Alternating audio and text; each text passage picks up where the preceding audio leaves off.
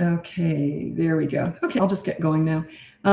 Okay, welcome to my live. My name is Lisa. I'm a parenting coach. If you go on my website, it's BratBusters.com. You can get my free behavior board, my course. I have two of them, two boot camp courses, one for toddlers, one for older kids. Why does my hair look so lopsided?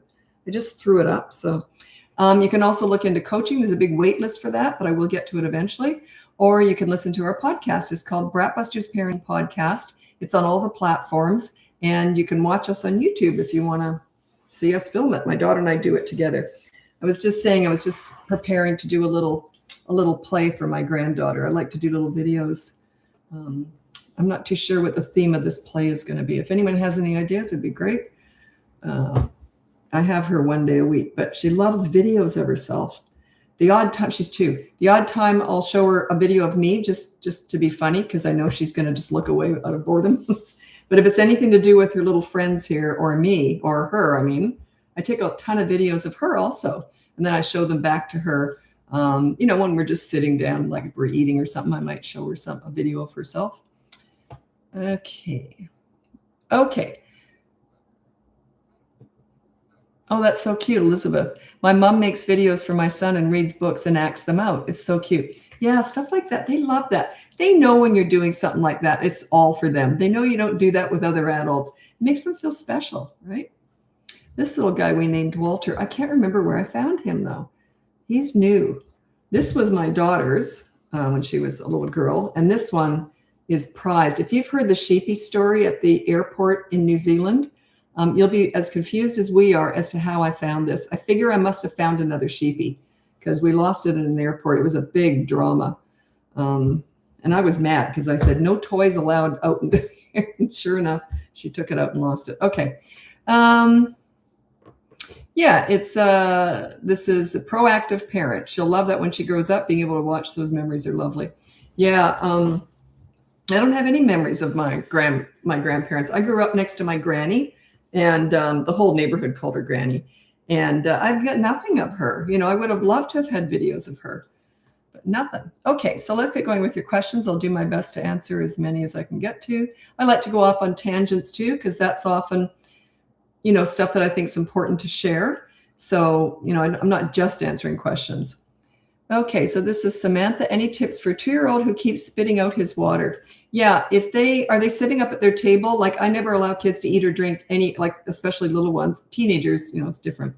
But I never allow them to eat or drink anywhere but at the table. And if they spit out their water, I'd say, whoops. And then I'd take an uncomfortably cool, wet face cloth and say, whoops, and wipe their mouth and then put the water away. That's how I would address that. Like if you spit, and you got to be fast with that. You spit your water out. You get a nice, cool face cloth and cleaning that up a little bit. Oh, I see you spit your water out again. Let's get you cleaned up. The face cloth is really spending a lot of time on their face. They usually hate having their faces washed. And yet, we pay for facials as we get older, but go figure. Okay.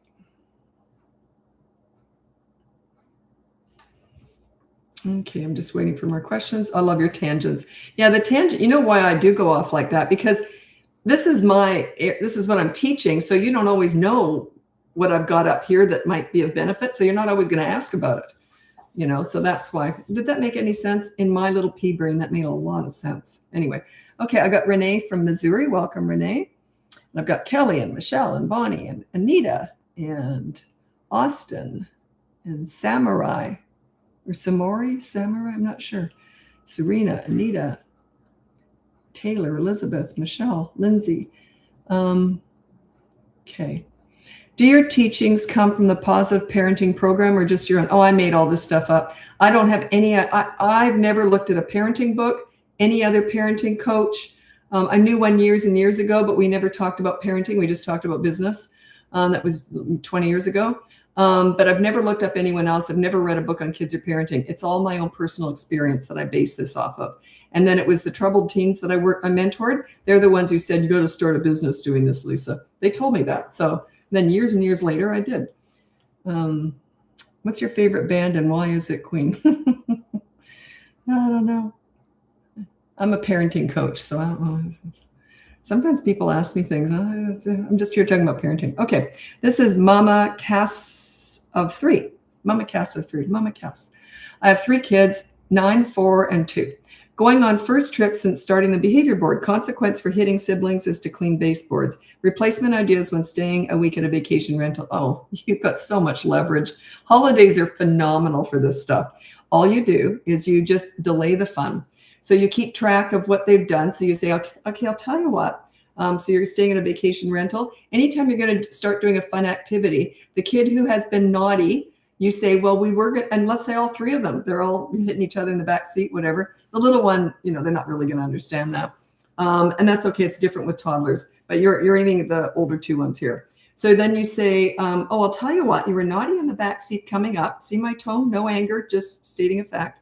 So what we're going to do is we're going to go out in the boat today. But we're going to take me, I would take the 2.5-year-old out for the outing so that the older 2, who are the ones we're targeting here with this consequence, so that they see the 2.5-year-old playing or doing this activity for maybe 5 or 10 minutes before they get to join in.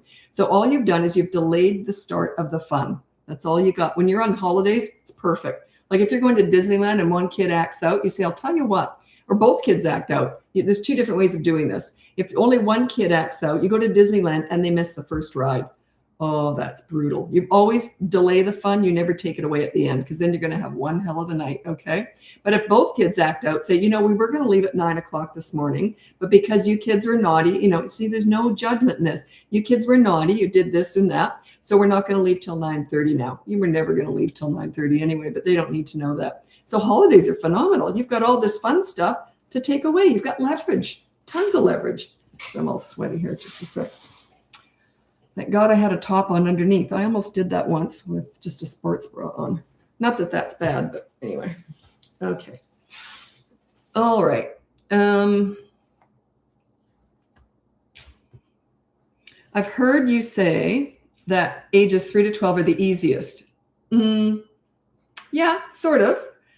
What do you think that age group needs from parents the most? Okay, what I usually say, and I guess you can construe it as the easiest. I can see that. Between the ages of 3 and 12 is when you're at the height of your leadership. Your leadership has the most power. Okay, when they're toddlers, they're just kind of nuts. And when they're teenagers, the leadership is sort of transferring over to them. Teenagers are different. They're my favorite age, but it's a little bit different. You transition into, they're transitioning, but you must too. Okay, things start to change a little bit more. There's more negotiating with teenagers. Anyway, so what did you say? Do you think that age group needs the most from parents? Just leadership. It's a big package. There isn't one thing really. Okay, it's a big package.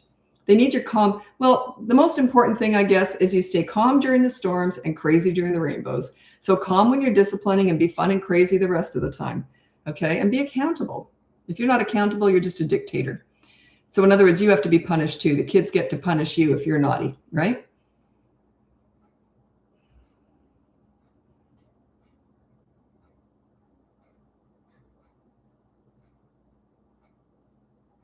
Oh, and there are other people out there using my videos and making money off them. There's nothing I can do about that. Spreading the word, this is all positive to me. But don't hire those people for coaching. If they're using my videos, don't hire them for coaching. Okay? So I'm the only one that teaches this. I invented all this stuff. That bothers me, is when they market with my videos and then you hire them and you get a different person who says that they work under me. They don't. I'm the only one that does this. Just so you know, that would bother me because it's very sensitive. Coaching is very personal. And the thought of someone else using my videos to just give bad information would drive me nuts. Okay. How do you deal with the fake crying, whining for a 22-month-old? I pretend it isn't even happening. It's like I'm just busy doing my own thing and yeah, okay, well, whatever. Oh, do you want to go to the park? No, I don't want to say, okay, never mind. You see, I'm just going about my day. Whining is something that you train them to do. They don't come out of the womb whining. It's a learned behavior. You train them to do that. Yeah, that's just what whining is because it works. It must either bother you or work. So if you train them into doing it, you can train them out of it. Says Tammy, I'm a grandma raising my 4-year-old grandson. So you have custody, so I can answer your question. If it's just grandparenting, I don't teach that. I am one, but I don't teach that.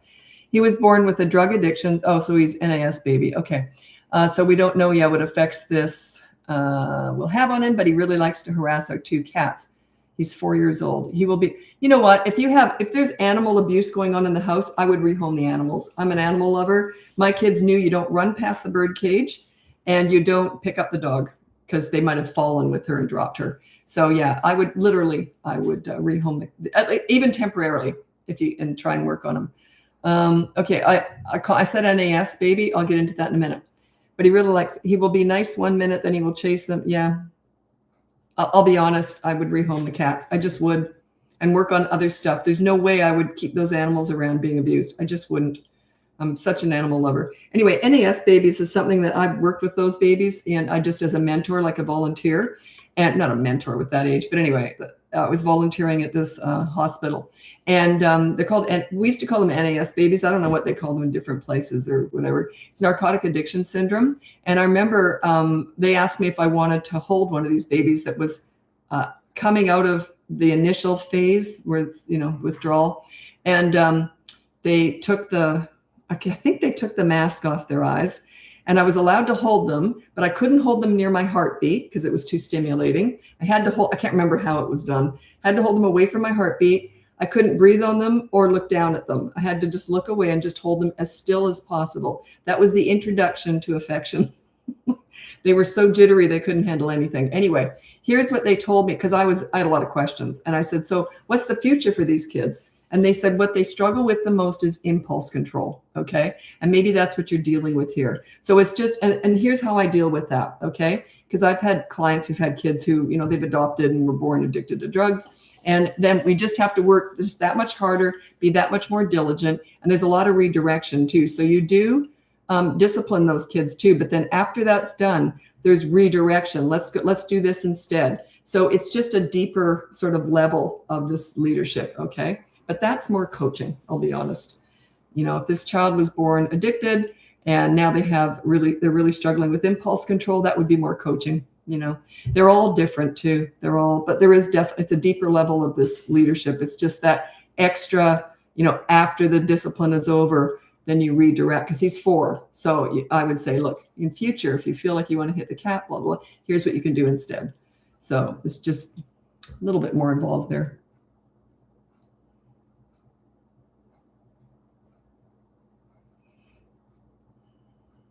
Okay, how do I help this is Adrian. How do I help my 3-year-old not pick up habits from other kids at daycare? For example, she may say, shut up, and we don't speak that way. So, okay, generally by the age of 3, they're under your leadership umbrella. What I mean by that is when your leadership is really strong and really cemented, by 3 years old, they carry that umbrella everywhere they go. So they don't pick up bad habits. I always say, if you're not a leader and you send your kids out into the world, which is what's happening with daycare and preschool or whatever, you send your kids out into the world. If you're not a leader, they're very susceptible and vulnerable to peer pressure, which is what that is. And being influenced by others basically is the same thing. Bullying, the drug dealer on the corner, the internet, the Kardashians, you get the idea. They're kind of looking for leadership elsewhere. But if they've got your leadership umbrella that they're carrying around, it's just an instinctive thing. They know right from wrong, and they just tend to choose right. It's just the way it is. So work on your leadership skills. But I would say, look, on the behavior board, I would put down no bad words or name calling, and shut up would be bad words. So, and just don't lecture. It just doesn't work. Just say, okay, so you said shut up. Let's go to the board. Let me see now. No bad words is your rule. Here's your consequence. Just start there. That's leadership. You want to exercise your leadership. Okay.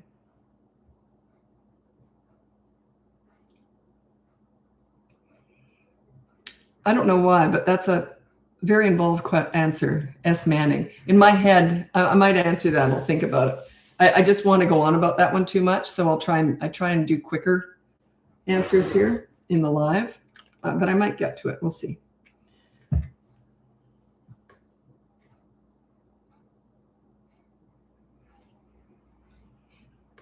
I'll tell you what, these NAS babies though, and they'll always struggle with impulse control. It'll always be something, even in adulthood, I've heard. Now, they're all different levels, right? But the teen years, you really want to work on them when they're young. Because in the teen years, when they do struggle a little bit with impulse control, the mistakes that they make are big, or can be potentially big. So you really want to work on your leadership while they're growing up. And I worked with a lot of those kids, by the way, when I was mentoring troubled teens and that. They were born addicted. Some of them, not all of them. The most weren't, by the way, but some of them were.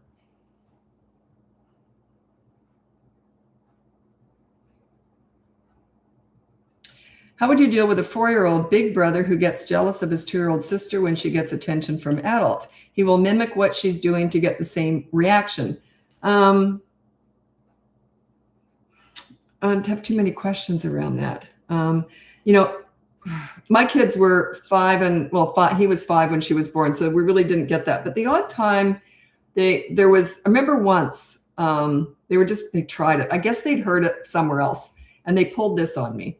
They said, I don't remember who did it first. They said, oh, well, she's your favorite or something. And I would never say this to a 2-year-old, but he probably was 7 or 8 or something when he said that. And I just said, of course she's my favorite. I love her way more than I love you right now, for sure. And he went, never mind. Like, it didn't work on me at all. But I had a really strong relationship, and I used a lot of sarcasm. So I wouldn't recommend just starting with that. Like, if he's acting like her and say, are you acting like her because you think that we don't love you as much? What's going on here, buddy? And just see what he says. I don't know what kind of humor you have, or if he's used to that, but that's what I did with both my kids. Oh, you love him more. Of course I love him more than I love you. Oh, never mind. They realized mom isn't going to be manipulated like that. They only both tried it once. Yeah.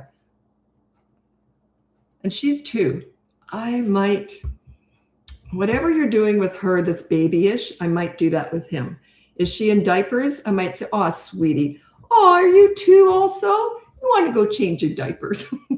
But you got to have a fun attitude with that. If it comes across as mocking and he doesn't get that, like if you can't use humor effectively with that, I wouldn't use it. But I for sure would use humor.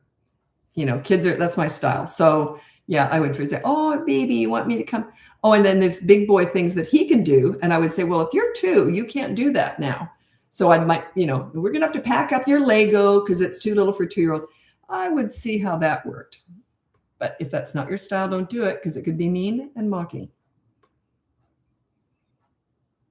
Otherwise, just forget it. So long as you know that you're giving them both the same amount of attention. And I didn't worry about that. There was days when I definitely was sort of chatting to one kid more than the other, and they knew that, but it went back and forth. Like, yeah, today he's my favorite, tomorrow you will be. Like, they knew that. So it was, you're going to have more conversations with one kid one day, more laughs with one kid one day. But so long as it's balanced out, that's the thing.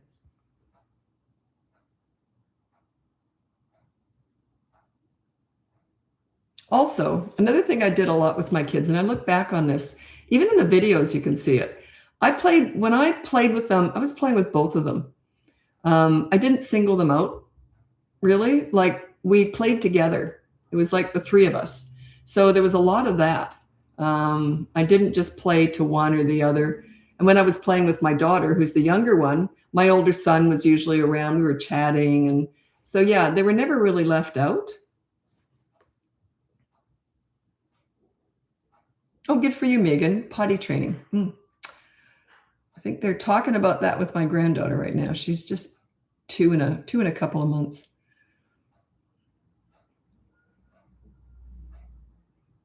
The only thing I'm dreading with that is, because I can remember this with my own kids, is once they're in the process of potty training, putting her in the car. Because I remember, is something going to happen while we're out? I have to poo. I can remember my kids, when they say they have to poo, they don't get a lot of warning.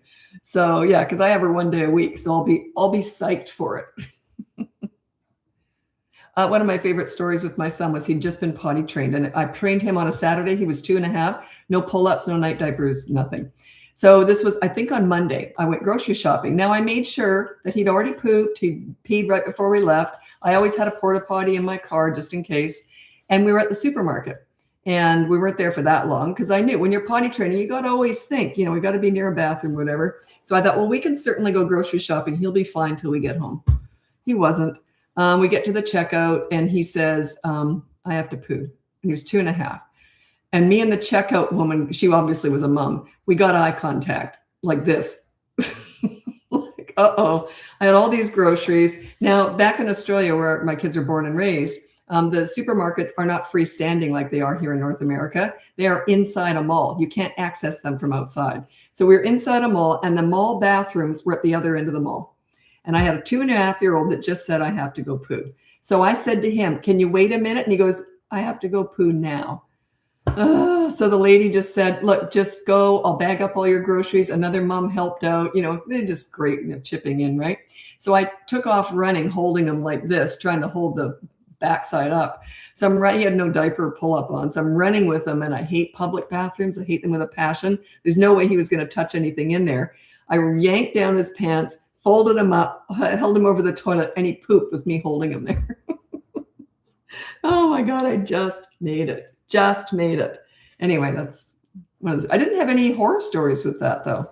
Like, that could have been a horror story, but it wasn't. It's just part of potty training.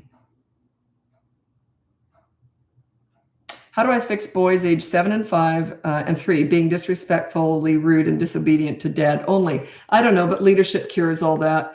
And also at that age, if you're a really strong leader, they don't treat anyone like that. So you got to work on your own leadership skills. Maybe you're the authority. If you're the authority, they're still going to be rude to other people, or they could be. Anyway, so yeah. And like, if my kids had ever been rude to their dad, I was no way I would have tolerated that. Like, I would have said, excuse me, what's going on here? So, because I was a leader, they would have been embarrassed if it got back to me. And their dad would have said, do you want me to talk to mom? So you don't both have to be leaders, but you've got to really support that other person. If you're a really strong leader, it just happens naturally. They wouldn't want it to get back to mom. They would be embarrassed to the leader. The leader, they kind of want to please when they're young, right? So it would just be embarrassing to have to face mom. If dad came home and said, gee, they were rude today, they would have been embarrassed for me to hear that. So yeah, work on your leadership skills, strengthen them, and make sure you're the supporting dad. And he can use you as leverage.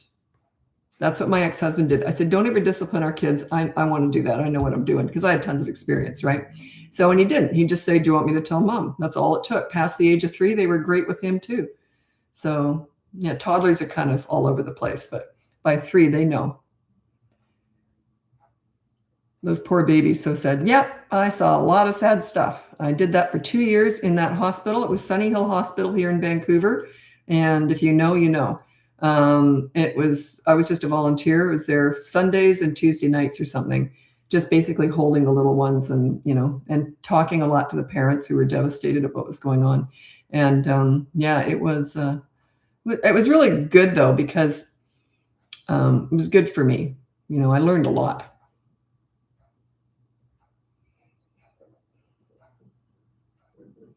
Annie, you think you're so great, you make it all so simple. Yeah, this is very easy to me. Parenting was a piece of cake for me. That's why I teach it, right? Whole bunch of stuff isn't easy for me though. So I want to make it very clear. This is just my lane. Everyone has a lane.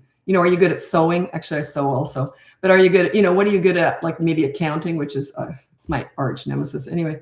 So yeah, everyone's got something that's easy for them.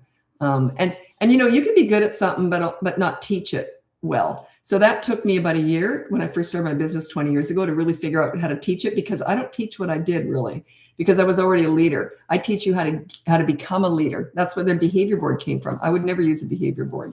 It's a teaching tool. So I had to learn how to teach you step by step, because I never wasn't a leader. So I never had to learn that. But yeah, I teach you step by step. Everyone's got something that comes easy to them, right? Everybody.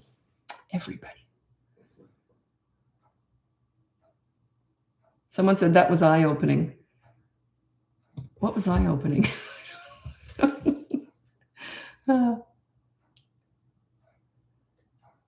Okay, this comes up all the time, Stacy, and there's nothing I can say to help you, but I'll read out your question. How do you separate yourself from the emotions when I ignore my 2-year-old during her? Okay, how do you handle yourself when everything's going awry? That is your challenge. There's nothing I can do to help you handle your own emotions. I can't self-regulate you. There's nothing I can tell you that will help you to self-regulate. You just have to overpower your emotions and say, you know what, I'm gonna have to put them on the back burner for now.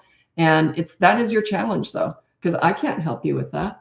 If someone said to me, how do I stop getting mad at stuff? I don't know. That is your challenge. It's like when you go to a diet center and then you say to them, yeah, okay, fine. I know what you told me what to do, the right thing, but how do I not eat that chocolate cake in the fridge? They can't help you with that. So really, think about it. It's frustrating, because that's something that comes up all the time in coaching. That's probably the number one thing is parents, their emotions, right?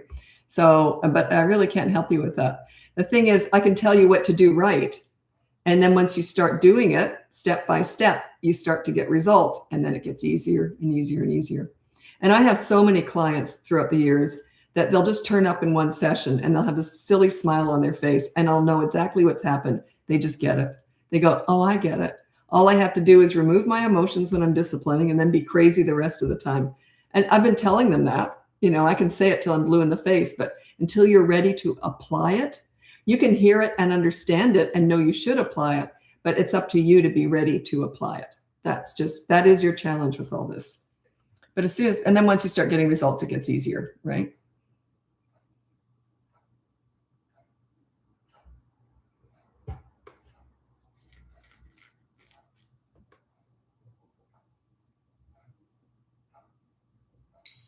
Whoops. Oh, you get a stubborn kid who doesn't want you to teach him how to go on the scooter. Just let him figure it out himself. I might say, oh, can I have a turn? And then I do it the right way. But yeah, don't fight him on that. If he's stubborn and wants to do it his way, even though it's the wrong way, he's got a helmet on so long as it's not dangerous. Let him struggle through it. That's okay. He's only 3. He doesn't need to do that, right? He doesn't need to be scooting around. Yeah, 2.5 is too young for the behavior board. It starts at 3, and it's literally right at 3. That's when they have the ability to learn how to stop and think before they act. Before that, that frontal lobe is just kind of forming. It's just not there yet. But all 3-year-olds can be on the behavior board. You could maybe do it a week, maybe 2 weeks earlier, but even then, 3 or even 3, they can learn how to do it. They don't get it right away. They learn as they go. But don't force it. I don't like advancing kids along. Just that's sort of let them go as they naturally progress. 3 is a good time to start a behavior board. Before that, you do the consistent corrective actions. That's all mentioned on my free behavior board. It's 2 mini courses that's free. One is the behavior board. The other one is how you discipline toddlers under 3.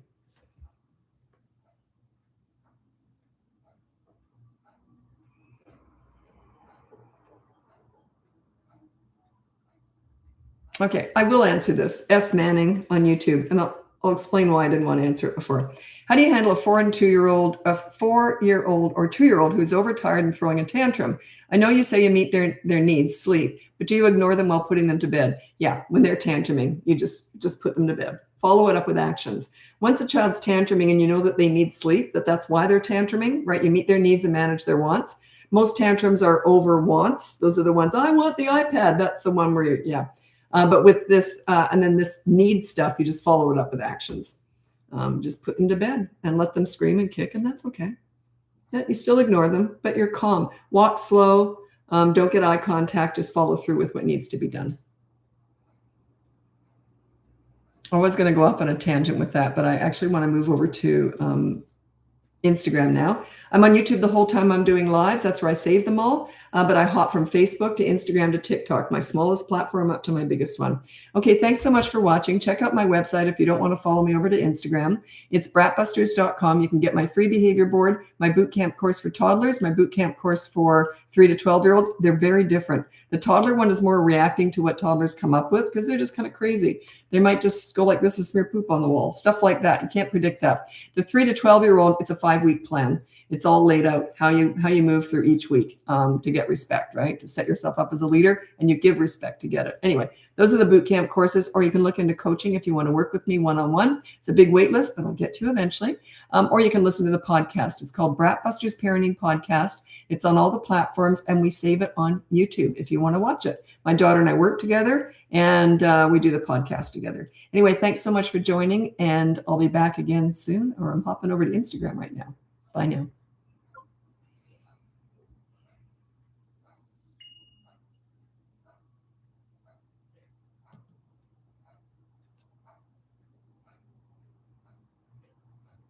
Sorry, there's just so many buttons to push.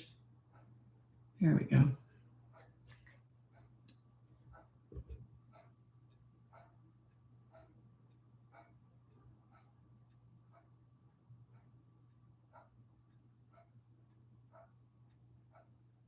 So I'm just reading questions on YouTube.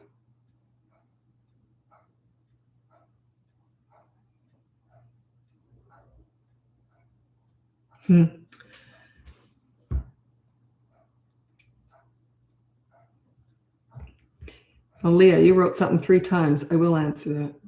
You said, oop, I didn't know I sent it so many times. I will answer it. Just because you send it 3 times, I can't not answer it. Okay. Welcome to my live. I'm on YouTube at the same time. That's who I was just talking to.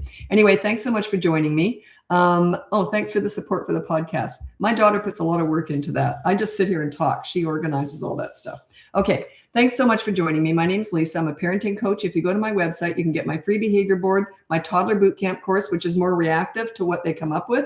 It has potty training and bedtime in there too. But anyway, and then the 3 to 12-year-old course is all a whole bunch of stuff. It's a 5-week plan, how you set yourself up as a leader. Okay. You want to be friends with your kids too. It's not discipline. I'm not discipline focused. I'm connection focused. Right, with kids. Anyway, that's the 3 to 12-year-old boot camp course, or you can look into coaching. I have a wait list, but I'll get to that eventually. Or you can look into the podcast. It's called BratBusters Parenting Podcast. We release it every Tuesday and Thursday, and it's on all the platforms. And if you want to watch us film it, that's on YouTube. My daughter and I work together. We do the podcast together. She does all my marketing and all my planning. Okay, I'm going to answer Leah's question here on YouTube. Should I be worried about not being around my new son, who's coming soon, in his early years as a daycare teacher? Yes and no. There's going to be guilt with mothering anyway, right? It's just the way it is. But I wouldn't be worried. He'll be fine. He will have a whole different set of skills. He'll be more independent. He'll be more socially apt, okay, as he's little. When they get older, they catch up, by the way. But yeah, so there's pluses and minuses to daycare. You will feel bad. Yep, you will. You're going to feel bad, but he'll survive. He'll be fine. You will probably suffer more than he does. Okay. So yeah, it's just the way it is. And you know what? Most moms go back to work because they have to. But a lot of them choose to because they would go insane if they had to stay home with a kid. They love their children, but they're just not meant to stay home with kids. My daughter used to say that. She goes, gee, I couldn't imagine just, being a stay-at-home mom for year after year, because she loves business. She drives this business. Believe me, she works with me.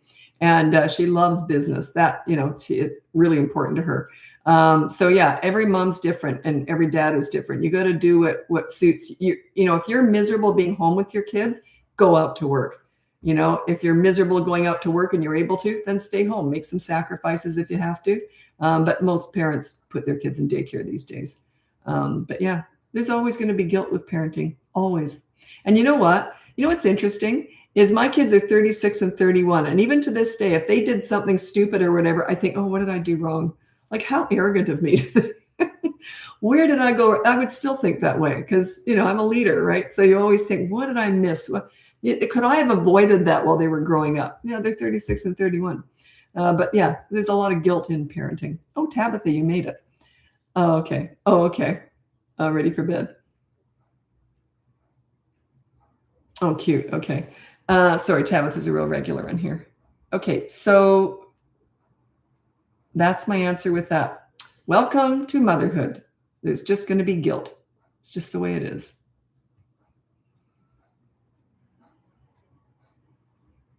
I think the first time I ever had that kind of happen, I was a stay-at-home mom.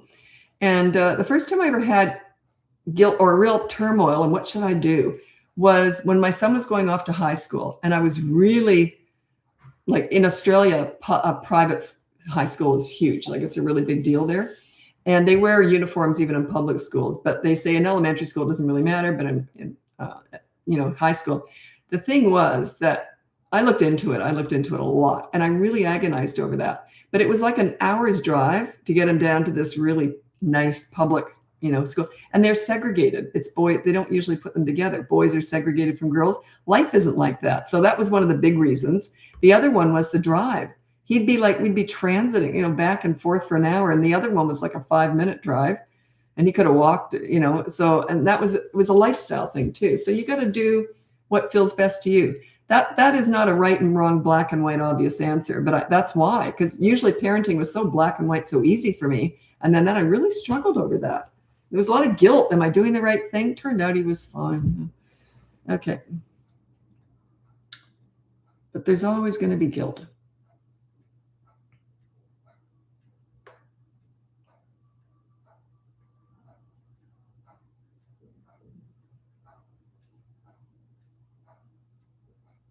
I was showing earlier on Facebook, I'm going to do a little video for my granddaughter. She's just 2, and these are going to be the characters in the play. I'm not sure what I'm going to act out yet. I might make an appearance too in the little play, but then they'll shove me out.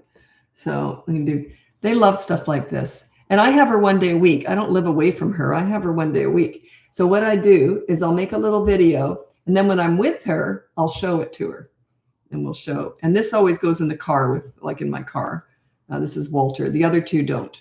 These are my daughters. She goes, I want you to hang. She had them as a child. So she goes, I want you to keep those for me. So they don't go anywhere. But this is Walter. He goes in the car. It's just a really nice thing to do with your kids, especially if you're traveling or something, or if you're away on business. It's a really nice thing to do, is just have little plays, have little characters. They love stuff like that. They pick up on the fact that you're doing that just for them. It makes them feel really special. So yeah, anyway, I'm going to do that after I'm finished here. Got me a play to do. I'm the producer, I'm the director. I might act in it too. So we'll see.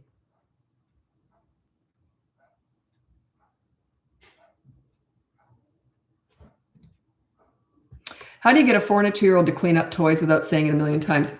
Nothing you can do with the 2-year-old. You can't get them to do chores yet, okay? Here's what I did with my kids. They were picking up toys at that age, but this is what I did. I was already a leader, by the way, so they kind of pick up on that. What I would do is I would wait till they asked for something. Can I have a snack, or I'm hungry? I'd say, sure, as soon as you put your toys away, sure. And I use the as soon as method. So they never felt I was telling them to do anything. They thought, oh, food, okay, just put away a few toys. Plus, I'm a minimalist. I was very organized with everything. So I did a toy rotation system. They only had a few toys out. It wasn't really a cleanup. It was just like put 5 toys on a shelf. It took 20 seconds. So, and I never asked them to put all the Lego away or stuff like that, the project stuff. I was very fussy about where that was. Like I would have a blanket out in the living room and it only stayed on there. So if we had to put it away, we'd just scoop it all up. But they didn't have to put that stuff away. And I only had one big project activity out at one time. Like Lego was out. You play with that for a day or two. If you start getting bored and you want to go on to the train set or whatever, the car set, then we'll put the Lego away first. And then the other toys were the ones that there was only a few other things out. So yeah. And then I just say, sure, as soon as. Now that's the 2-year-old. And they learned, my kids learned at that age, my granddaughter's putting toys away too. And that's how they do the same kind of idea. You know, oh, let's go have something. Let's put our toys away. They're doing a great job with her. Anyway, did I mention she's adorable? Anyway, but the 4-year-old's different. What you could say to the 4-year-old is you could say, because that might not work on them, right? So, but the 2-year-old, it usually does, but it might work with the 4-year-old too. But anyway, what you could do with a 4-year-old is you could say the rule on the behavior board is put 10 toys away within 10 minutes of being asked to do so. So it's measurable. It's 10 toys within 10 minutes. You're counting, but you're not micromanaging. You're just counting as it's being done, but you're not saying, okay, come on, we've only got 5 more. Don't micromanage, because then he's not being responsible. He's not doing it on his own. You're just micromanaging and nagging. So yeah, you can just count, and also you can count down the minutes. Say, oh, 5 more minutes left. Don't say to pick up toys. Anyway, so put that on the behavior board. Pick up 10 toys within 10 minutes of being asked to do so, and do it when it's appropriate, right? Like he's got time.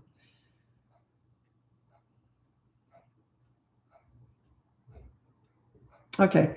4-year-old struggles getting ready every morning and every night. Okay, you want to get routines, bedtime routines, school morning routines in, and you can just put on the behavior board, follow school morning routine. And then you can have it all laid out. You know, you write it all down, put it in his bedroom, put it in the bathroom, put it in the kitchen, just draw pictures as a constant visual reminder that this is a new thing. And if he doesn't do it by a certain time, then there's a consequence when he gets home later, something like that. I've got lots of different ideas for that. That's not my first choice in how you do it.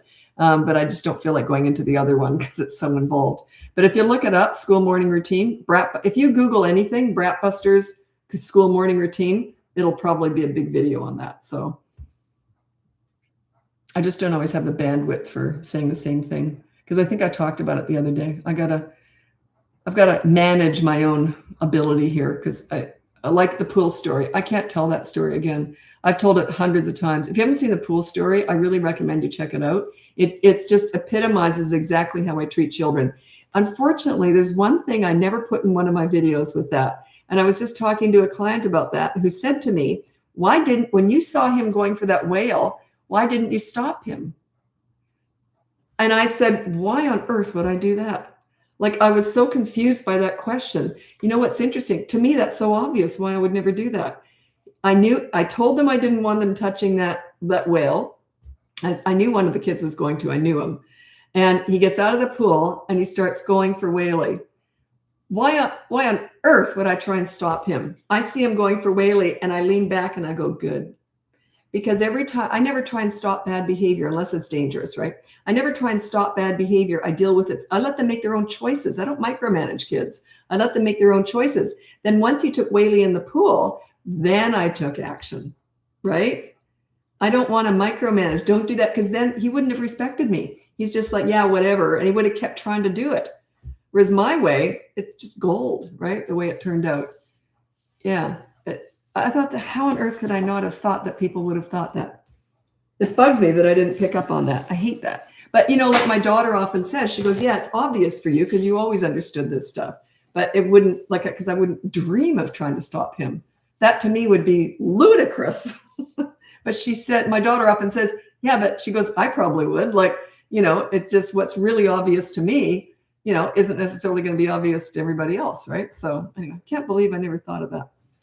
Because it seems, I can see why people would think that. The eyebrow raised with good. Ha, ha, ha. I don't know what that means. Okay. My 4-year-old often ignores me when I'm speaking to him. Easy answer. He doesn't respect you because you're not a leader. That's just a tell. If they ignore you, they talk back to you. That's just a tell. It means you haven't earned their respect yet. You got to work for it. Don't expect to just get it. You got to work for it. You got to earn it. So that's all I'm teaching here. I'm teaching you how to be a leader. When you're a leader, they respect you and they listen to you, right? So that's all I'm teaching here. There's not one quick answer to that. It's like, it's a whole system here. How you set yourself up as a leader. I don't teach the authority. I don't teach the pleaser. The old-fashioned authority way, I don't teach that. The pleaser is a total disaster. That's the most trendy thing that's going on right now with parenting. I think people are coming away from that. They realize it's a disaster. You're raising self-entitled snowflakes with mental health issues. Total disaster. A really good sign of what that is, a pleaser parent, is they want participation awards for their kids. I would never have allowed my child to accept a participation award if they hadn't participated or done so. You know what I mean? Like, there's no way. You turn up and you get an award. Are you freaking kidding me? I go to the grocery store. No one gives me an award there. Anyway, okay, I'm exaggerating, but you know what I'm saying. You know, and I worked with tons of kids, troubled teens, all that, as a mentor, behavioral mentor.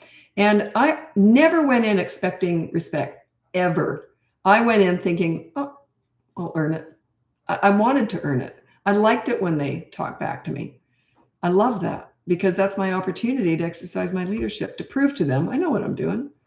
That's like that 8-year-old kid that I was asked to work with. I'd heard about him. He had a reputation. He was a handful. And they said, would you be willing to work with him this afternoon? I said, sure. He was in a different class that I normally worked in. And I said, sure.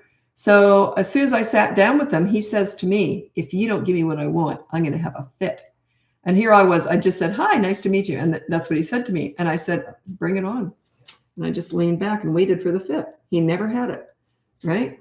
I earned it. Right then I earned his, you could see in his face, he went, oh, she knows what she's doing. Yeah. So, and he was great. They lean into a leader. They like it. They want it. They crave it. They won't ask for it. They crave it.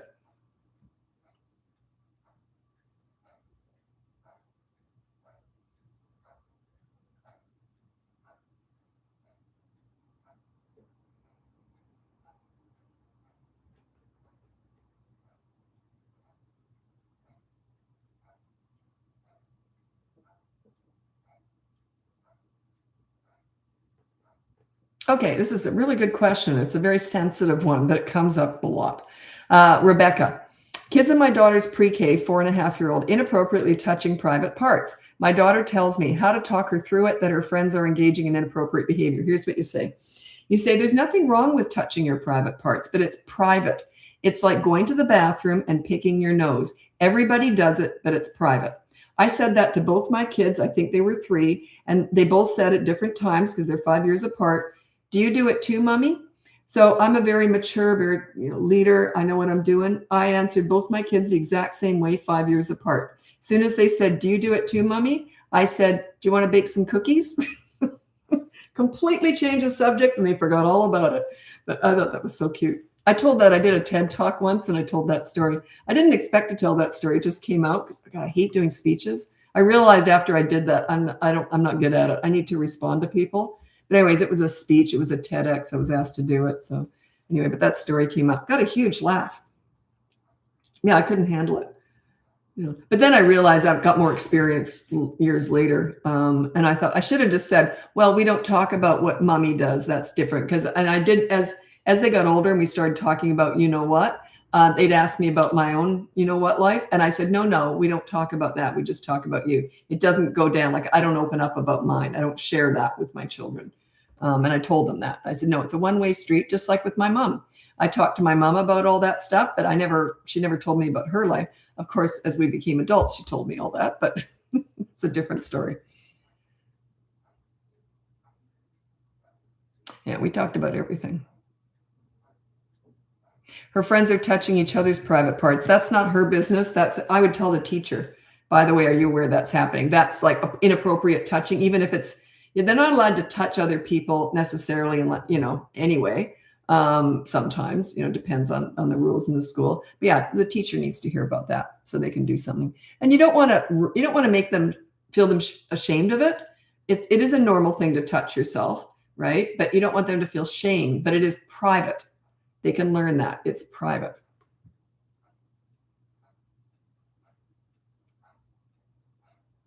My 8-year-old, this is kill, I can't read that. My 8-year-old during tantrums says things like, why don't you love me? I hate myself. I'm garbage. Do you still ignore this?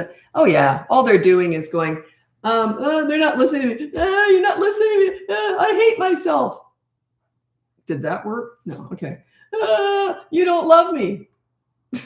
Just trying to get pulled in.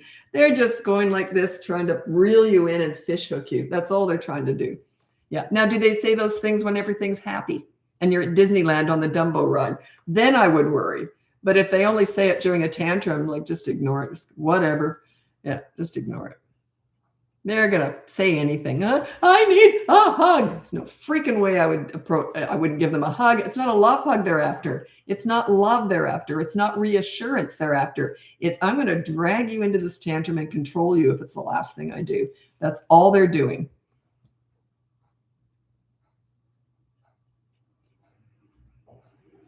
Okay, I can't help you with this, but I will tell you what I tell people. This is Amanda. How to respond to grandparents not following our rules when raising our kids. Okay, their job, I'm a grandmother. My job is to care for my granddaughter. I have her one day a week. It's not my job, but I love doing it. Anyway, is to care for my granddaughter and wallow in her and love her, right? And to support the parents. That is my job. It's also my job to shut up and not give them any advice, because any unsolicited advice is criticism. Okay. It just is. It's passive aggressive criticism. I'm lucky they're doing a great job. I've got nothing I need to tell them anyway. But if they were doing something I didn't like, unless it's dangerous, I'm just shutting up. None of my business. It's not my kid. Okay.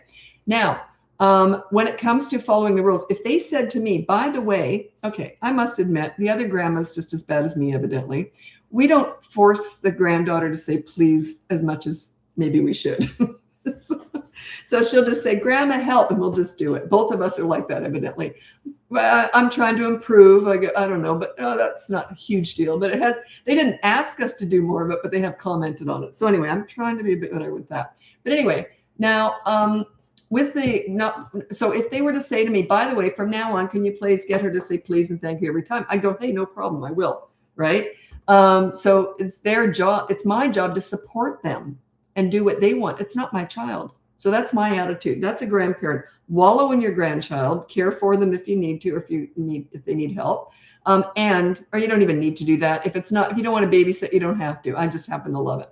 So, and the other grandmother does too. So it's wonderful. So care for that, wallow in the grandchild, and support the parents. Okay. Which means following their rules if they ask you to. And we never go astray. We're all kind of similar, with the way we deal with her anyway. So, but if not, boy, oh boy, I would do what they asked me to do, because it's not my kid. So here's what you say. You say, when you don't follow our rules, it hurts our feelings. That's all I ever tell you to say to grandparents.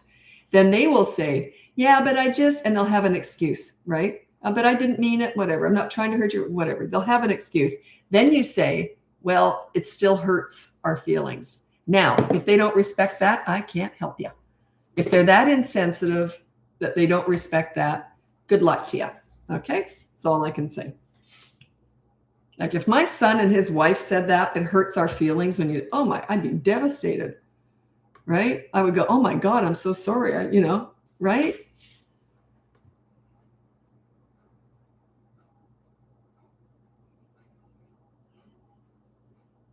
I'm lucky. I just want to say again, I'm very lucky. They're doing a phenomenal job as parents. It just seems to come naturally to them. I think they were both raised kind of similar too. So, you tend to do what was done to you, in a lot of ways.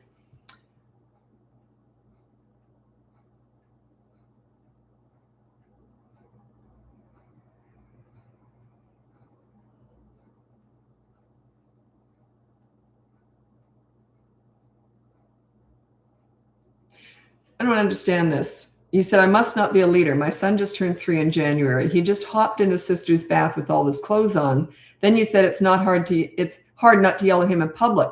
How was he having a bath in public? I don't understand that. Anyway, I'll just ignore the public one. He just hopped in his sister's bath with all his clothes on. Yeah, where were you? Like, how did he do that? I mean, I'm assuming the sister is a baby and has to be supervised. So how did he do that? I don't understand that. And is that, I just don't understand how he was able to do that. So yeah, I'm just a bit confused by that. Yeah, it's control. Yeah. Nobody loves me. Yeah, the way they do it. Everybody hates me. They're just testing you, right?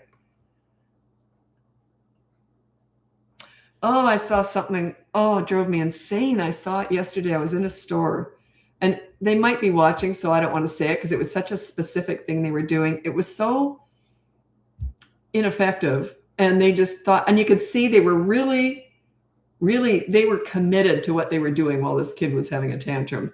They were so committed to it. And you could see they were very confident with this method. It's a disaster. I was watching and I actually slowed down because I couldn't believe what they were doing. Oh my gosh.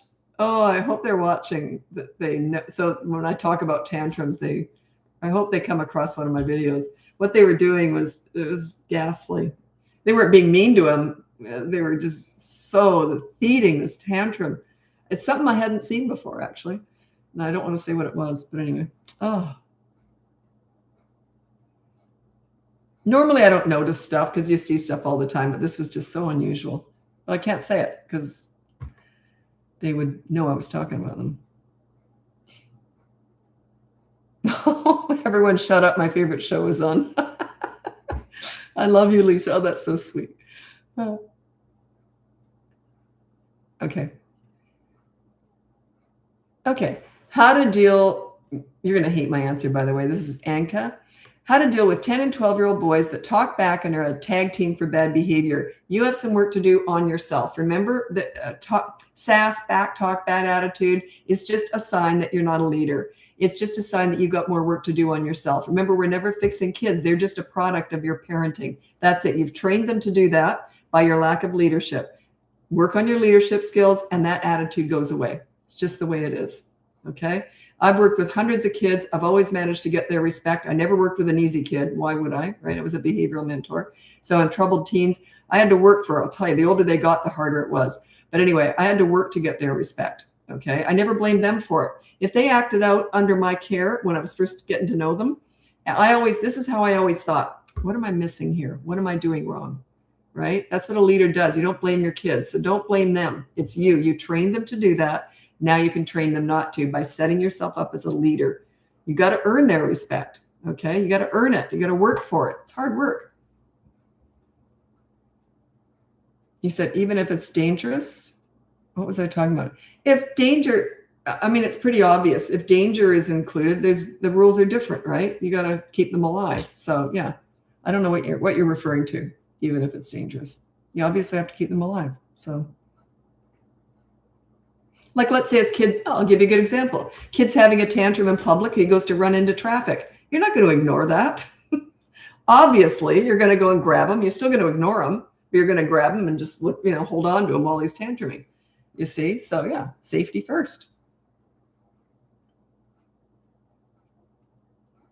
In relation to supporting parents, even if it's, obviously, yeah, if they're doing something dangerous, of course I'd intervene.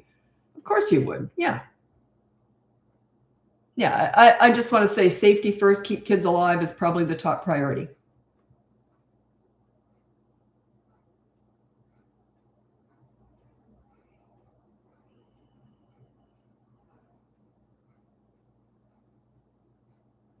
Okay, I'm going to read this out. I don't quite understand it. Maybe it'll make more sense when I read it out. This is Morgan. Trying to avoid the timeout method, how do you deal when the older child is having a tantrum and ignoring isn't working? How is that fair to the younger child listening? I don't understand the younger child part of that. What does it matter? Just do what you got to do with the older child. And you say it isn't working, then something else is going wrong. You can't just pick one thing to follow in my leadership without sort of getting the bigger picture of the other stuff too. Are you consistent? Do you yell?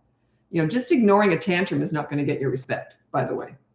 You got to also stop yelling. You've got to be 100% consistent. You have to play hard with your kids, connect with them, have fun with them, right? It's a whole big system, a whole picture. So just ignoring a tantrum is not going to get your respect. It's part of it, yes, but it's a whole. You can't just do one part of it. It's like anything. It's a big picture thing. It's like dieting. Well, I don't know why I'm losing weight. I'm having a salad every night for dinner, but then you might be having like maybe half a lamb or something for breakfast. That's a horrible thing to say. I'm vegan, but anyway, I'm not pro-vegan, but you know what I'm saying. You know what I'm saying? It's not just, you can't just single out one thing and expect to get all these big results. You got to keep following a system. That you might want to check out the boot camp course. That's the 3 to 12-year-old one. It's a whole 5-week program on how to be a leader. Covers pretty much everything. We've gone through that with a fine-tooth comb. And someone asked earlier, I don't know if it was on here or on Facebook, but they asked about autistic children. That's in the special needs department, and I only discuss special needs in coaching one-on-one with me. That's it. They're all so different, and it's not fair to try and give general advice with special needs kids. It's just not fair to do that. It wouldn't be responsible, I don't think. There are maybe some general things, but I just don't do that. It's all in coaching. Oh, you have to share it now for learning purposes. I'm nosy. What were the parents doing? Is this fair of me to do that if they were listening because I said how awful it was? I'm just trying to talk it through here. I'm trying to think it through. The odds of them listening, I get recognized every day, so I do get followed by a lot of people. Because I've said it was so awful and so unusual, I'm not comfortable saying what it was. I'll make up something. I'll make up something that wasn't what this kid was doing. The parents had got down on this child's level. I won't say if it was a boy or a girl. The parents were both there, and one of them got down on the child's level. And the kid was being very aggressive towards the parent, who ignored the aggression and just kept taking it and just trying to act calm, like it wasn't bothering them. When a child is getting aggressive, you've got to physically prevent that, just hold them and not allow it. But yeah, I guess, I don't know what they were thinking. It was really awful to watch. But the parent was just basically providing this child with someone to be aggressive towards and not flinching, thinking that was the way to do it. It was painful to watch because this kid, every time he would do this, he's just learning this is okay to do. It was really painful to watch. But anyway, I had to walk away. I couldn't watch. I walked slow just to see if I really was seeing what I was seeing. And then I kept going. The fact that they thought that was the way to do it, I'm not sure what they were thinking. I guess to let them know this isn't bothering me. I'm not sure. But, oh.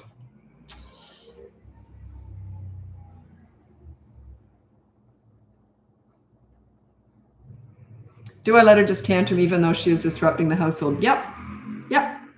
Everyone suffers a bit, right?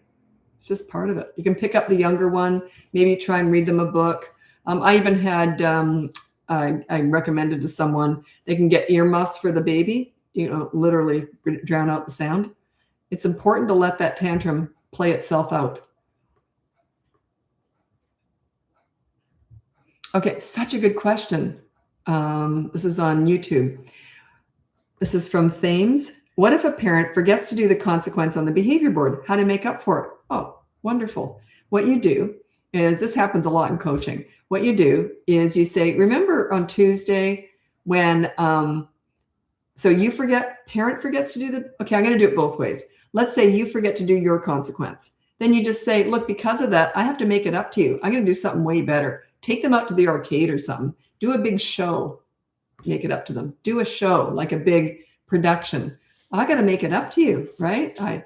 Silly me. I forgot to do my consequence. I can't believe that. Anyway, so yeah, I'm going to take you out to the arcade tonight to make it up to you. So do a big show. Now, what if you forget to do their consequence? They do something naughty, and then you say, we'll go to the board later when we get home, and you forget to do it?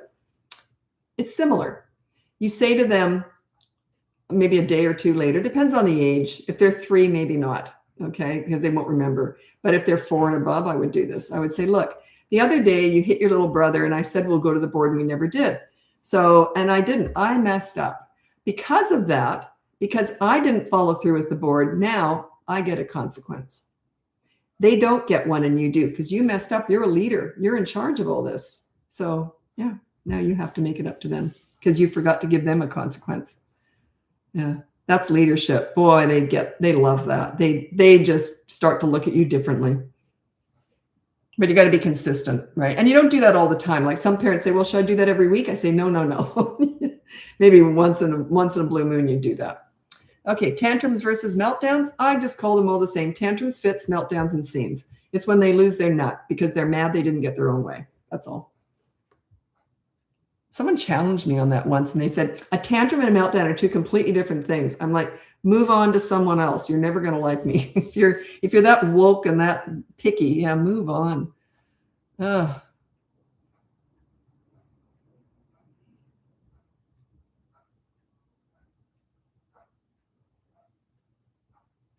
I always wonder when people are like that. Like, what are they like? Do they do that with their kids? Everything's just got to be, everyone else is wrong and they're got to prove you wrong. And yeah, it's just that personality trait. It's not a likable personality trait. Like, lighten up. Okay, so I always wonder, what are they like with their kids? Probably the same. Okay, I'm going to move over to TikTok now if you want to join me over there. If not, check out my website. It's BratBusters.com. You can get my free behavior board, my toddler course, which is more just of a reactive course, but it's good to have on hand as reference material, because they're not going to come up with anything that's on that course. The 3 to 12-year-old one, I strongly recommend you read through the whole course and watch all the videos before you start, so you know where you're going. Most parents don't do that, and I understand it's a huge course. But that's the best way to do it, or at least watch the first couple of weeks. It goes in a 5 weeks course. Anyway, you can lengthen that out by maybe 1 or 2 weeks, but not more than that, hopefully. But never try and shorten that. If you try and fast track this stuff, you're not going to have time to sort of lean into it because you're changing yourself a lot. Anyway, so that's the 2 courses. If you want to work with me, I have a wait list, but I'll get to that eventually for coaching. Or you can look into the podcast. It's called BratBusters Parenting Podcast. It's on all the platforms, and we film it and put it on YouTube if you want to watch my daughter and I do it together. We work together. We're best friends, and we're mother-daughter. So yeah, she edits out a lot of giggling, and we're getting better at not being silly because actually we're pretty good at it now. But you can imagine, I mean, some of the stuff we talk about before we start filming, we're like, we should tell them we were just talking about mother-daughter, just get silly. So we have a lot of fun doing the podcast. Anyway, thanks so much for watching. I'm hopping over to TikTok now, and I'm on YouTube the whole time. Happy parenting.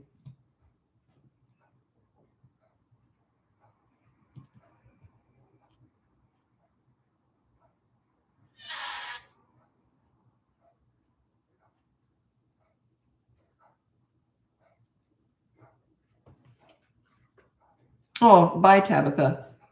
Have a good night. Okay.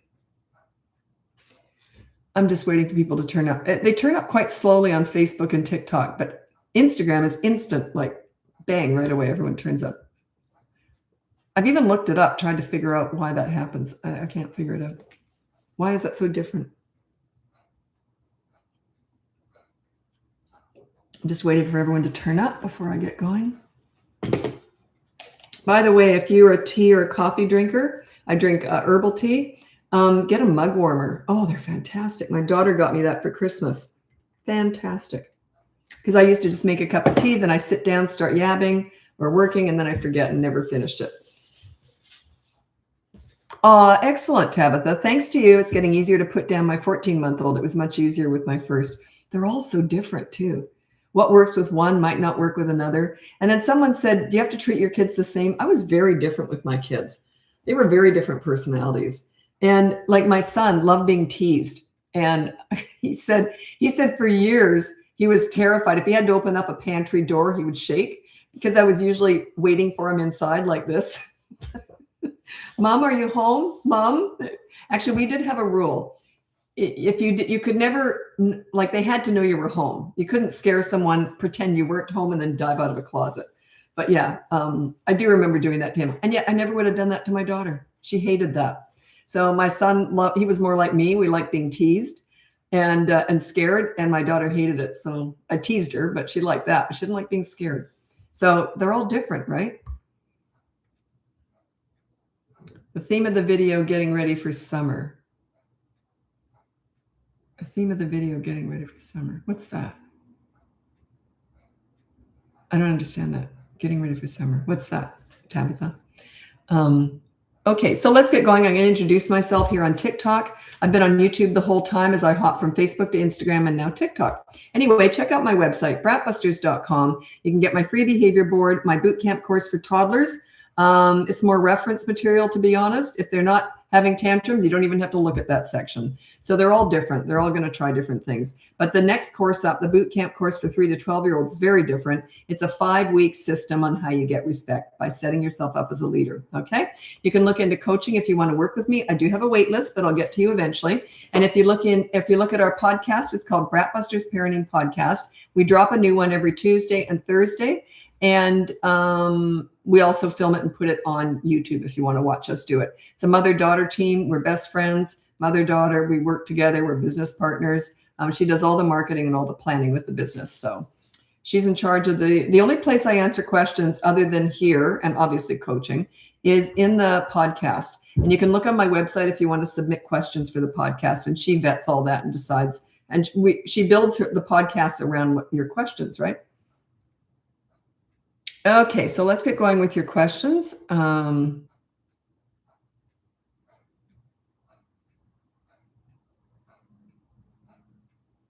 this is Danica. I like how you put your name there with the spaces. I love your videos. My toddler is so well behaved. I always get so many compliments. Thank you. Well, thank yourself because you're the one doing the work. Good for you. Good for you. It's easy for me to sit here and tell you what to do. You're the ones doing the work. Pat yourself on the back. Can you talk about potty training? No.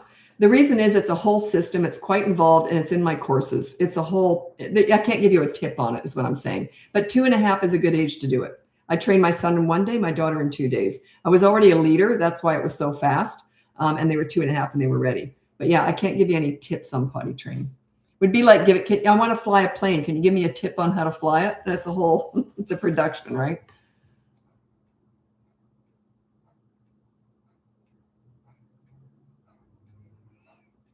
Yeah. Well, you said my baby bangs her head on the crib when frustrated. What do I do? Pick them up. If a baby's doing anything, crying or anything, and they're upset, I just pick them up. I just do. A baby to me is up to about 15 months. Toddler sort of 16 months starts. But yeah, I just pick them up. I do. My baby cried. I pick them up. They're frustrated. They're upset. I pick them up. I just do.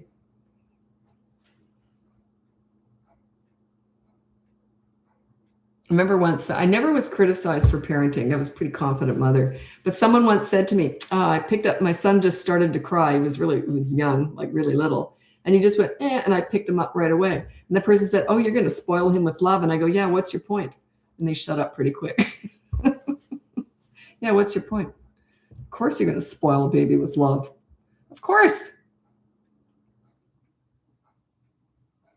Okay, my spouse and I are foster parents. Thank you for that. I've had a lot of clients who foster kids. It's rough. Not all the time, but some of them it's difficult because they have a lot of trauma. Most of these kids have had a lot of trauma. Do you have any advice? No, it's like the special needs stuff. I can't give you any general advice. Okay. And that is coaching, unfortunately. And yeah. And coaching is expensive and I don't necessarily expect foster parents to hire me, but a lot have, but yeah, I'd have to figure out what the trauma is. And I've dealt with a lot of kids who've been traumatized, and it's tricky. And I can't even give my advice on how I worked with kids who'd gone through trauma. I don't give that advice, but I would love to be able to, but I'm not qualified to do that because I made it up myself. I figured it out and it worked for me. It might not work for everybody. I'm not qualified to discuss that. So yeah, it's tricky. It's very tricky.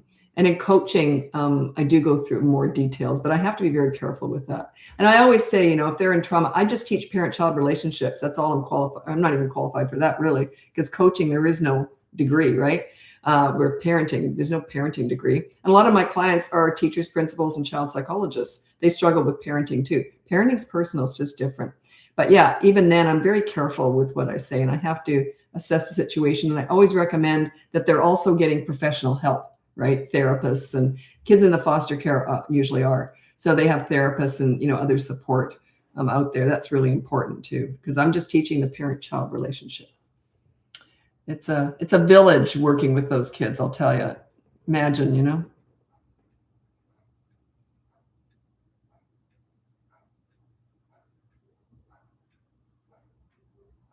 My 6-year-old lies and thinks it's funny. Okay, so just put down on the behavior board, no lying. When caught in a lie, just say, here's your consequence. Don't go on about it. Don't lecture. Don't discuss bad behavior. You just deal with it and move on.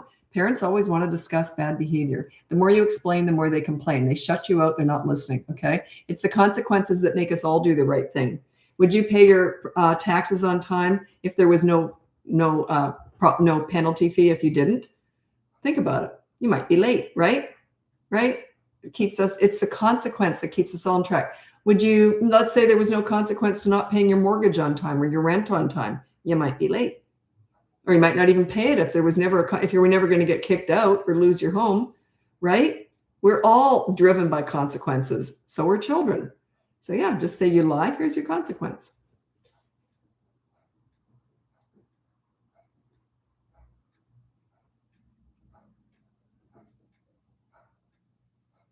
Okay, this is positives, bedtime help. Very bright 3-year-old who wakes up in the night saying she is scared every night. I don't know what's going on. That would be coaching. I'd have to assess the situation. Maybe she is scared. Maybe there's a water heater that kicks on at a certain time. Yeah, I don't know. That would be coaching. I have no idea. I'd have to assess that.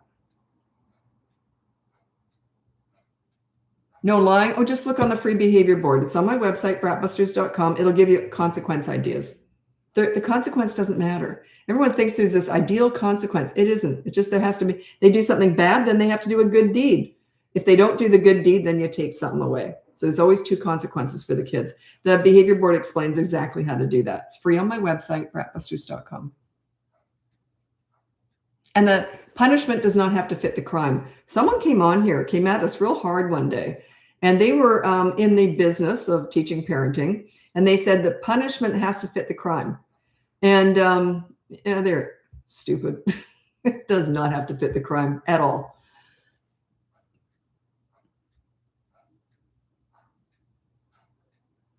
Sometimes it does. It can, but it doesn't have to. It's ridiculous. That would be like saying, well, if a kid hits the other kid, then you hit him. It doesn't make any sense.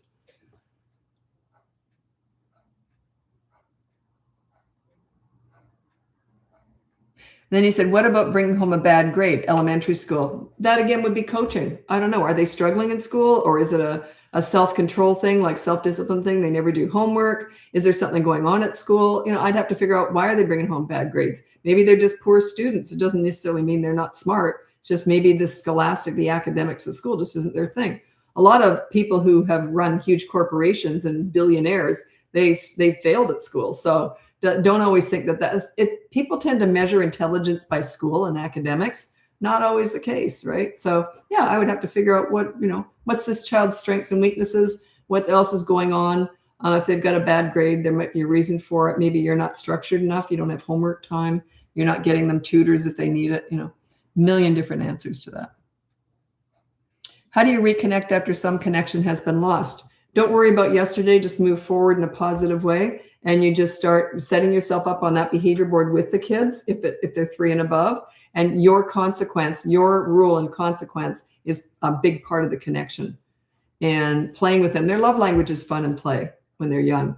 And with teenagers, it's just a lot of listening, especially. Get really good at listening with teenagers and negotiating. Don't just say, this is what's going to happen. Say, this is what I'd like to happen. What do you want from me? It's negotiating with teenagers. You don't do that with young kids as much.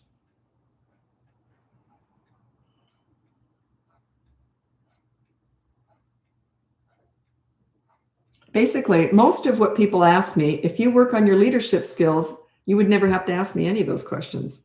Like it's that important.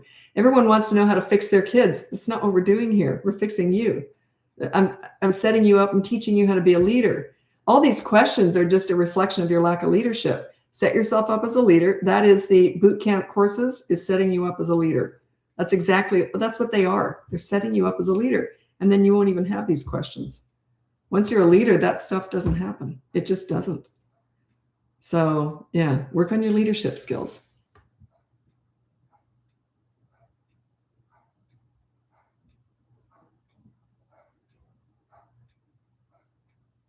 Is it ever okay to throw away toys as a consequence for not cleaning up toys? I might put them away for a while, but I wouldn't throw them out.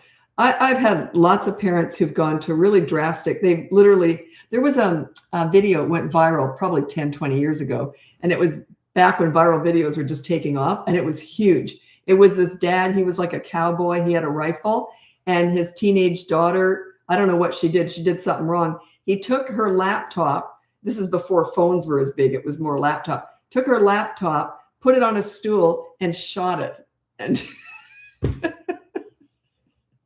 it was just so bad. Talk about out of control. But that was, he's a cowboy. That was his way dealing with it. Another one that was dramatic that went viral was something, I think a kid had lied or something.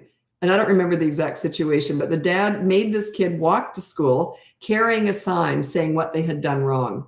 Public humiliation. And the dad drove beside the kid to make sure he carried this sign, or he drove right behind him, following him all the way to school. And this kid had this shaming, public shaming. I do not recommend either of those. I kind of laughed at this gun one. I do not recommend that. I don't recommend the public shaming. I don't do any of that. Those are parents out of control. They don't know what else to do. Right? But oh my God, it's amazing what some parents do. I get it. They're just desperate. I get it, but it's not what I would recommend.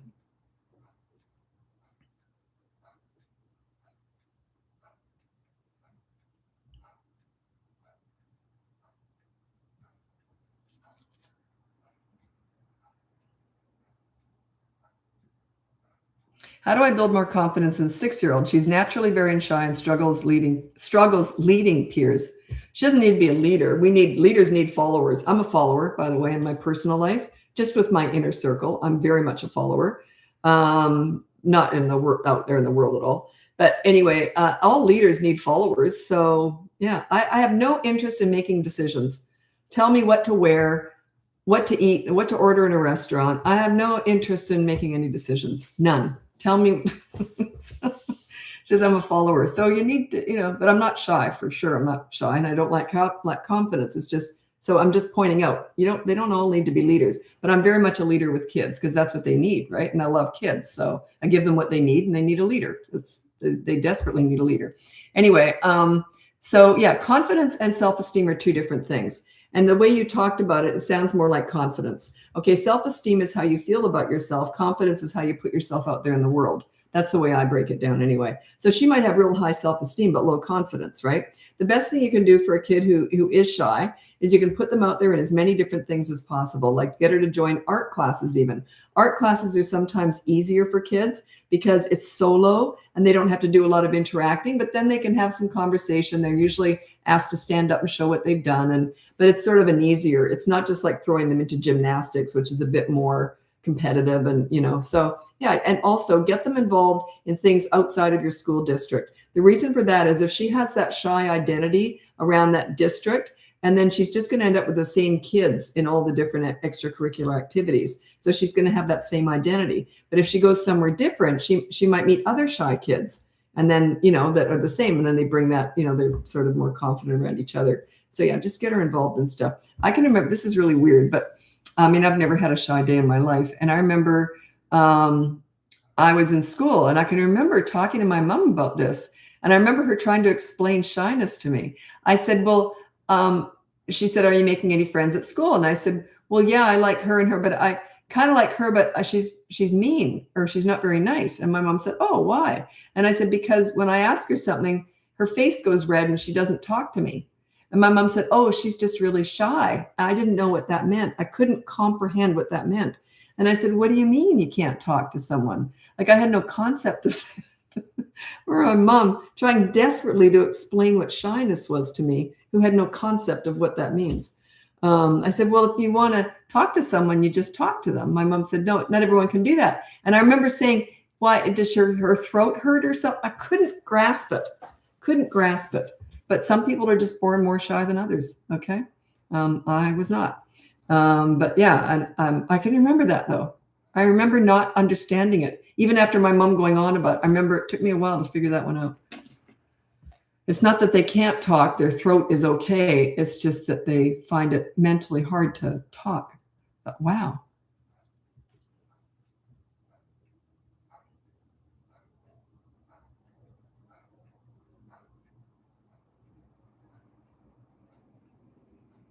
See, to me, shyness was just unfriendly because you're not coming up and saying hi, right? So I could see why I would think that, right?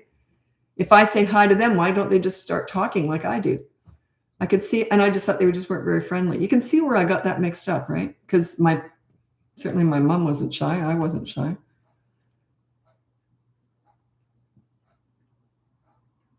My 10-year-old is very disrespectful, terrible, horrible tantrums. That's on you. You've trained them to do that by that age. You got to work on your leadership skills and that will stop. Your leadership, okay, they're just under your parenting. From the ages of 3 to 12 years old, their behavior is a direct result of your parenting. It means you're not a leader. They don't respect you. They don't respect themselves, right? Work on your leadership skills. Remember, we're not fixing kids here. We're fixing and teaching parents here.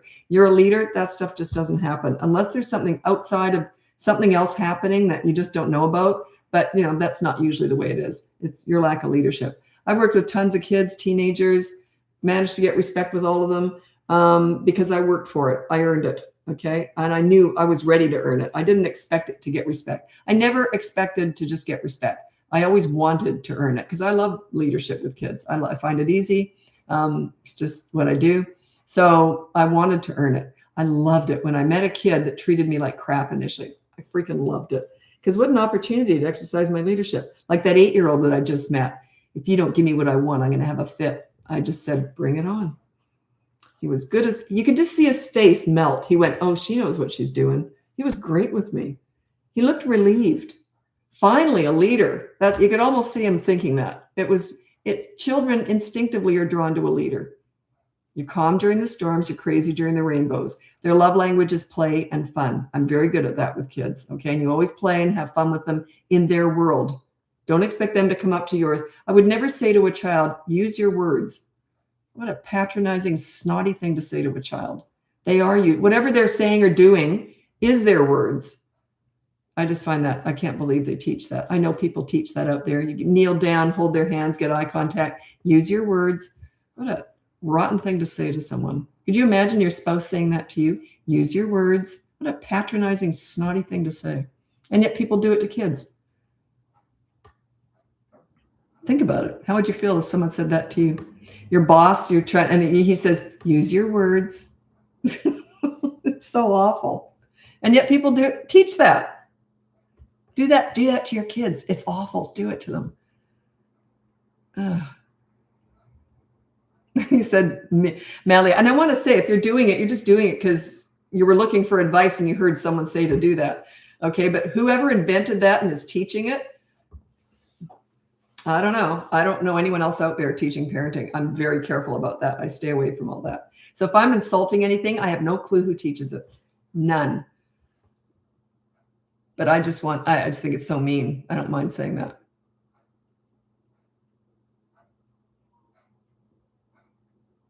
It's another one I think is so mean. And think about it though. If you're going out somewhere and you say to a child, be good tonight, how would you feel if your spouse said that to you? You don't say anything. Someone said, what do you say instead? Say instead, nothing. We're going out tonight. Or what was the other one I said? So use your words, just let them communicate how they communicate. Don't tell them, don't micromanage how they communicate. That's patronizing. It's ridiculous. But yeah, you be good tonight. If your spouse said that to you, you're going out for dinner with your spouse and he says to you or she says to you, be good tonight. How would you feel? What the hell was I last night? What the hell, think about it. And yet people do it with kids all the time. It just doesn't make any sense. If you think about it, it doesn't make any sense. Okay, I'm trying to buy the boot camp, but the pay option isn't clickable for me. Are you trying to buy it on PayPal or Stripe? It should work. I mean, we're getting sales. Let me just see. Yep, we're getting sales. So I don't know. If you're really having problems, you can send it to my daughter. It's on the website. It's hello@BratBusters.com if you're having problems. Sometimes the system does go down, maybe on Podia where we have all of our courses. It could be down. So she's very, very good at looking into that. I'll mention that actually just to make sure. Down. So it could be down when they're working on it. But usually when a software works on their system, they do it at like 3 a.m. They don't usually do it at this time.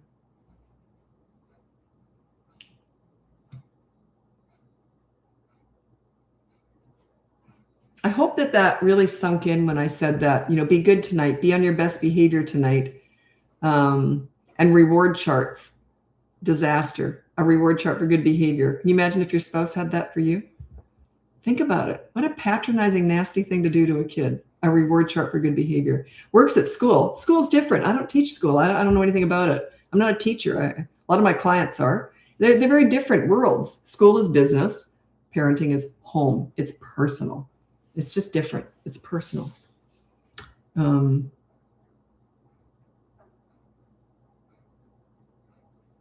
I'm just reading this here. Okay, you've got a runner, Emily. If you've got a runner, put them on a leash. Put a harness on them before you go out and say, if you run away from me, you're going to be clipped in, and clip them in and let them drop and scream. They're not going to like it. So do some practice runs, go places where you don't have to go. If you don't like a leash, well, then you probably don't like car seats either. You got to keep those kids alive, right? So yeah, you don't want them running in front of a bus. So yeah, just clip them in. They hate that. That'll stop them from running. Running's dangerous. How do you realize this passion of parent coaching? You're amazing. Oh, listen, I was, okay, how do I put this? This is my calling. I remember I started volunteering in daycare centers when I was 11. I also started babysitting when I was 11. I was just born to mother. And I always understood kids. I always found them easy. And I remember the daycare ladies, and I was 11. They used to say, how do you do that? You're so goofy with them, but they respect you. They wanted to be with me, but they respected me. This is my calling. I really believe that. Never dawned on me that I would ever teach this. I volunteered in hospitals, schools, detention centers. I got some government clearance to go into homes and support parents in homes. I was just always volunteering with kids, and it was always behavioral issues because I found them easy. I just understood kids. So, but I'm not like that with anything else except cleaning. I love cleaning. But yeah, it's just something that came easy to me and I loved it, but I put a lot of time into it. So, but I never dreamt I didn't even know there was such a thing as teaching parenting. There's no degree in this, and I wouldn't listen to them anyway if someone tried to teach me what to do. Kids were my teachers, kids and troubled teens. Those are all the ones that taught me all this. So, it's heavily experience-based. And then I've raised a couple of kids, right? And I got a granddaughter. So I just always was drawn to this. I just found kids so easy, and I love them. I think they're fun. They bring out the best in me, I'll be honest. I'm very different with kids than I am, and with my inner circle, of course. But yeah, kids bring out the best in me. And I just love being with them. I think they're funny. And yeah. So yeah, if you've got a calling, something that you always found easy that a lot of people struggle with, teach it. Get out there and teach it. How to start leadership with a 7-month-old. It doesn't really kick in till they're teenagers, till they're like toddlers that starts to kick in. Really about 18 months to 2, they start to look at you differently if you're leading them. But yeah, at the 7-month-old, just spoil them with love, pick them up when they cry, play with them, cuddle them, sing to them. It's all it is, just connection, love, play. Yeah, there's no leadership yet. It's just a lot of love.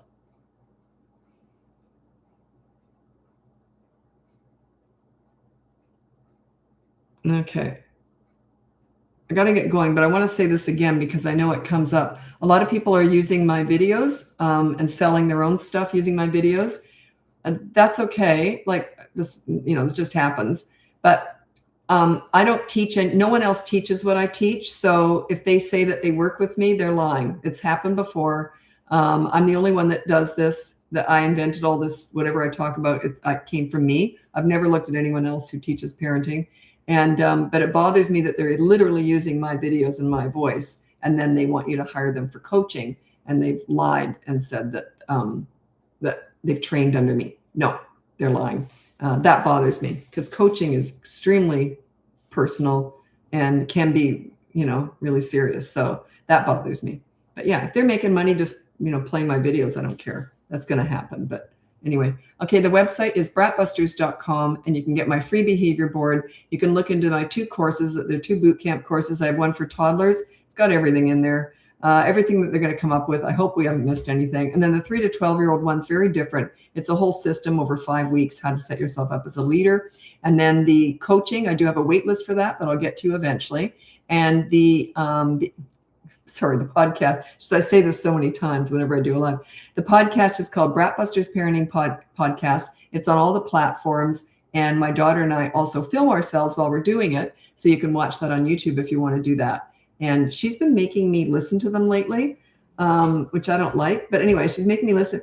And it was really funny. The first time I ever listened to a podcast, one of my podcasts, I thought, wow, that was really good. I was really impressed with it. Then I listened to another one and I thought that one was boring. So I guess it's like anything, like it's agony listening to yourself. But I think I really like that. She organizes all that. I was quite happy with it. But I guess some are stronger than others. But one of them I listened to and I thought, gee, that was boring. But anyway, I'm not into marketing, obviously. But yeah, it's agony listening to yourself. But a lot of people are following the podcast and say it's really helping them. We go into more detail there. And my daughter's very good at keeping me sort of level. I'm a little bit crazy sometimes, so she's very good at keeping things on, level. Anyway, thanks so much for watching, and I'll be back again soon talking about parenting again. Happy parenting.